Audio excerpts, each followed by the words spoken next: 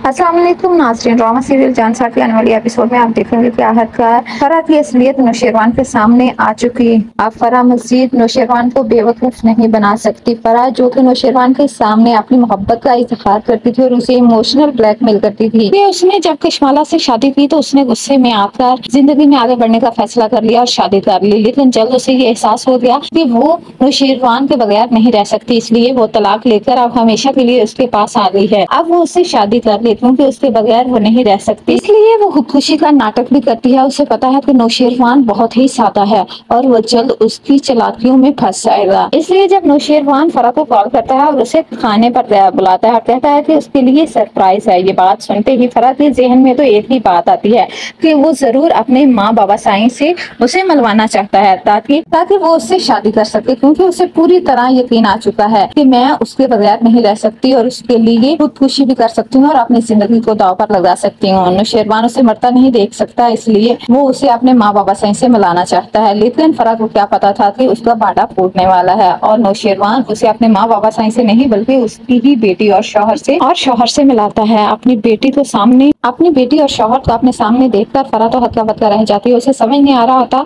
अब नौशेरवान को वो कौन सी कहानी सुनाए। अगले ही सीन में आप देखेंगे कि सुंबल का बाप जो कि सुंबल को कुछ देखना चाहता है, इसलिए वो सुंबल को कहता है कि उस लड़के को बुलाओ, मैं उससे बात करना चाहता हूँ। जब हिजर सुंबल के घर उसके वालिदैन से मिलने आता है तो वो साफ अल्फाज में कह देता है कि ये शादी करना मेरे लिए आसान नहीं। तब सुंबल का बाप उससे कहता है तो फिर तुम क्या चाहते हो, ये शादी तुम करना नहीं चाहते और उसकी शादी कहीं और होने नहीं देना चाहते।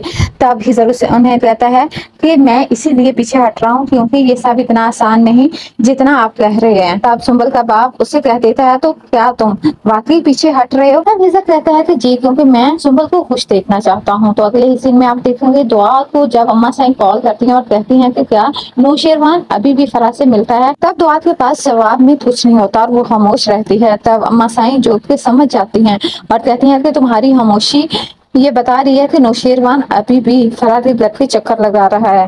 अम्मा साईं जितनी मर्जी मैं कोशिश कर लूं लेकिन फरह शायद उनके दिल से कभी नहीं उतर सकती। जब दुआ अम्मा साईं से ये सारी बातें कर रही होती है तो पीछे खड़ा नौशेरवान ये सारी बातें सुन रहा होता है।